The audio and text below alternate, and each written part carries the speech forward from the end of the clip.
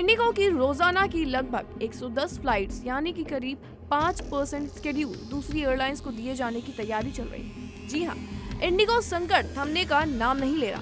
पिछले कुछ हफ्ते भर से उड़ानों की लगातार कैंसिलेशन ने देश भर के यात्रियों को बड़ी मुश्किल में डाल दिया और अब सरकार भी सख्त रुख अपनाने की तैयारी में लगी हुई है।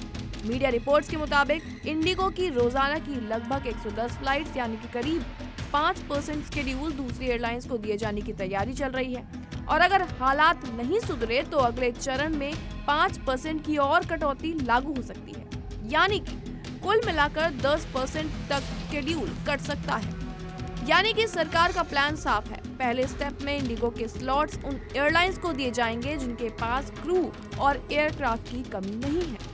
इसमें आकाशा, स्पाइसजेट और एयर इंडिया एक्सप्रेस जैसी एयरलाइन शामिल है। हाल ही में डीजीसीए ने इंडिगो को नोटिस भी जारी किया था, जिसका जवाब एयरलाइन ने माफी के साथ दिया।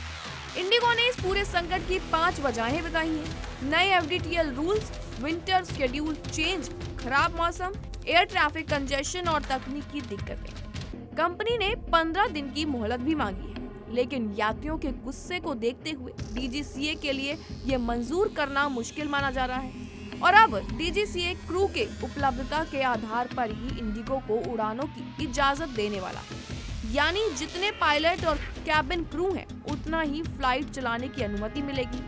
बचे हुए स्लॉट्स दूसरी कंपनियों को दिए जाएंगे और इतना ही नहीं, डीजीसीए भारी जुर्माने और इंडिगो के टॉप अधिकारियों पर कार्यवाही की तैयारी में भी लगी। जानकारी के मुताबिक जांच टीम जल्द ही सीईओ और सीओओ को तलब कर सकती है। सबसे बड़ा सवाल अब यही उठ रहा है कि नई एफडीटीएल पॉलिसी लागू होने से पहले इंडिगो से इतनी बड़ी चूक आखिर कैसे हो गई। इंडिगो संकट का असर पूरे एविएशन सेक्टर पर दिख रहा है। अब देखना ये होगा कि डीजीसीए के एक्शन के बाद हालात सुधरते हैं या फिर यात्रियों की परेशानियों में और बढ़ोतरी होती है।